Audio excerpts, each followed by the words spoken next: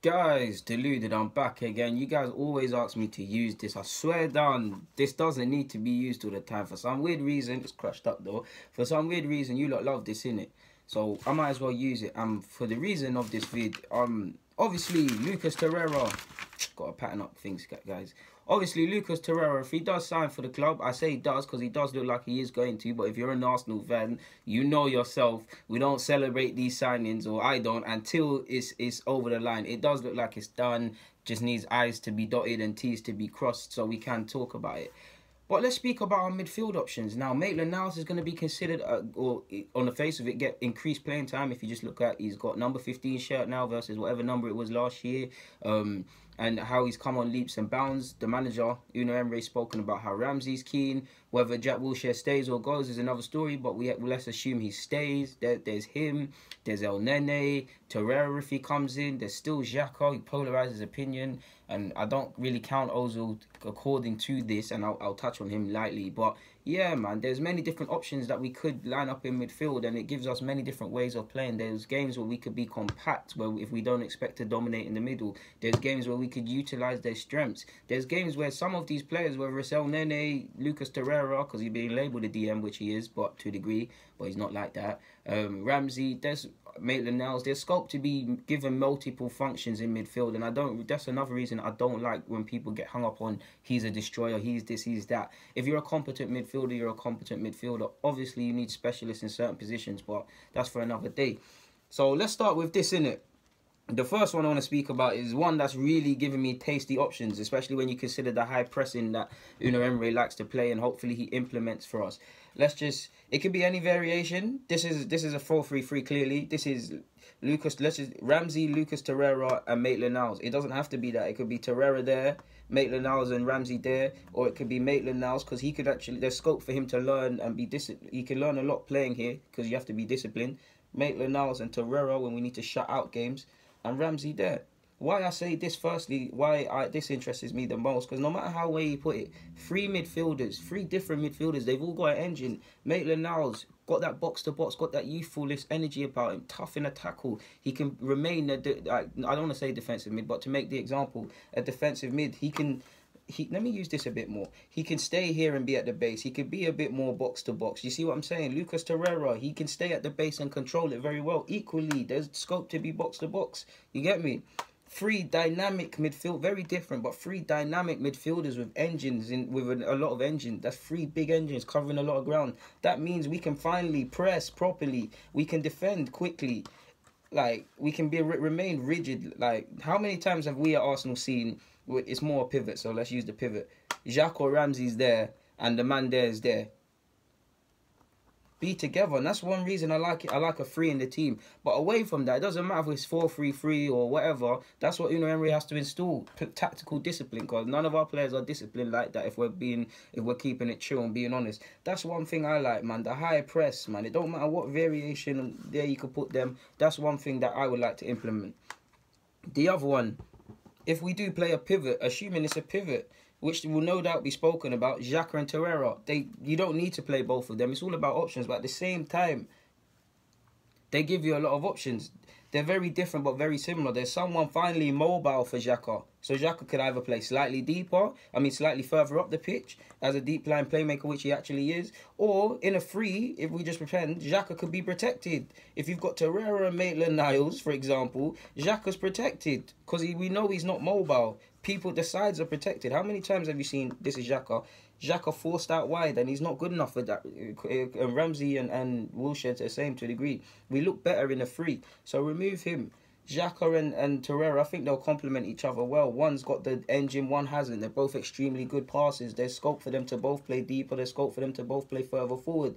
Like, you could even have Torreira, Xhaka, El Nene, or El Nene and Torreira and someone else. Or Xhaka and El Nene, or El Nene and Torreira. Like, do you get me? There's bare options we could have, and it's just about making us tastier. Because the way we need to play against Manchester United, or against City, or against Liverpool, the demands of our midfield could be completely different. Because if I'm looking at a Liverpool thing, I'm going with Torreira, Ramsey and Maitland-Niles at this moment in time, because they've got engines.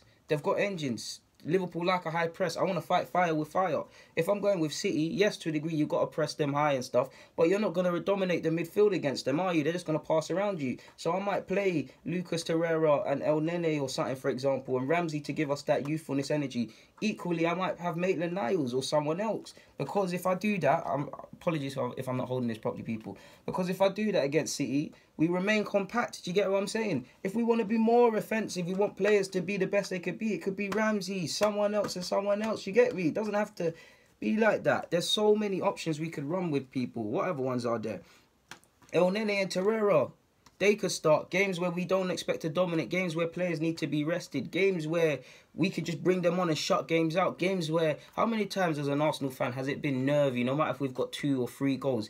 I know a lot of you, like myself, we just want to be able to, 10 minutes from time, yeah, we play this lovely Wenger ball, lovely football and stuff, 10 minutes from time, it gets to a point, shut games out. If that's a big game against, I don't know, Chelsea or something, shut games out, see the result through. And on top of that, you got your defenders. Then another debate would come for telling these fullbacks, stop pouring forward. But you get where I'm going, people. You've got so many different options. And obviously, let me just use Jack in one example, because he might not even be here. But you could have Jack Wilshere, Ramsey, and Torreira even. Like, Jack Wilshere is terrible going backwards. Ramsey's got the engine, and so does Torreira. They're all wonderful technicians. That could be a wonderful trio. Equally, even Torreira with Ramsey. There's so many different combinations and things we could run with, people, and I don't want to sit here and go through them because I haven't done that.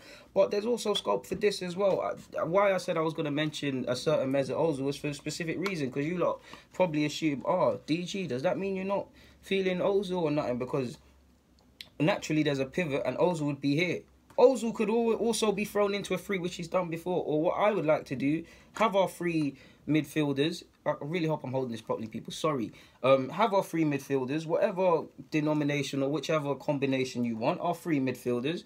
And then you could have Aubameyang, Lacazette. Sorry, people. Aubameyang, Lacazette, Mesut Ozil.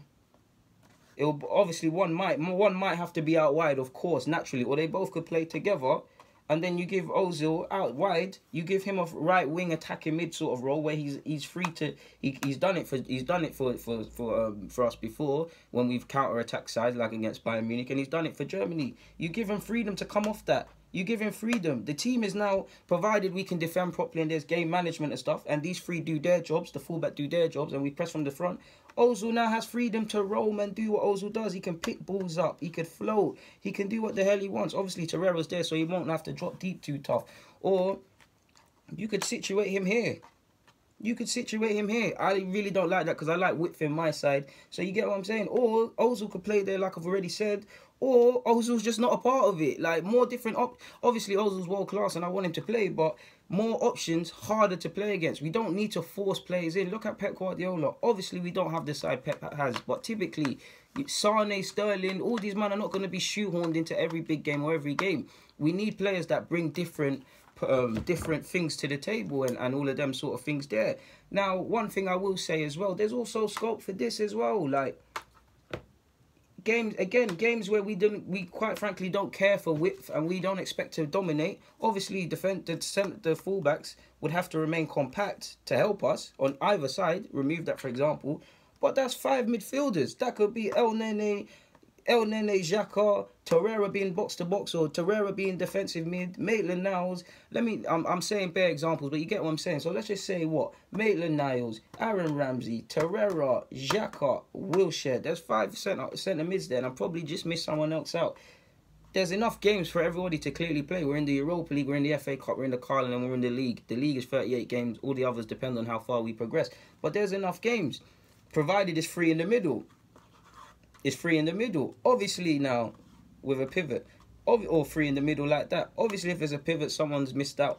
Or if it's 4-1, I ain't come bother for that. But if it's obviously 4-1, 4-1, there's scope for people to play. And this is what it's about. This is what a big club needs to have. It needs to have several options. Nobody should be indispensable unless you're Neymar or Messi to a degree, and Ronaldo and that. Do you get what I'm saying? We haven't had these sort of options in a while. I really hope people understand what Torreira is as well. I think Torreira and Xhaka would complement each other well. They'd have to really work on it. I do believe in general all the centre mids at our club need to work on moving together in a pivot better, regardless of any combination or whatever. If there's some sort of training drill that can be done, because we see too many times one person going and doing something, one person going and doing something, or both caught high up the field and someone's isolated. We need people to understand roles. Okay, you're gonna go over there, let me cover your space and tell a fullback or a winger to tuck in so we're cool. Or you're gonna press, let me cover. Or you're gonna cover, let me press. Or let's sit. It's 10 minutes, let's just sit. Let's just sit. We've won the game. Let's just sit. We don't need to fly forward.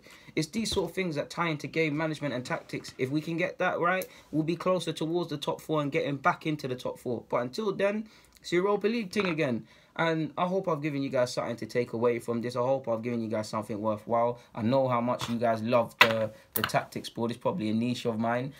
So yeah, guys, Deluded. Get in the comments, subscribe and do the rest. Thank you for watching. I hope I've provided some content. I'm out.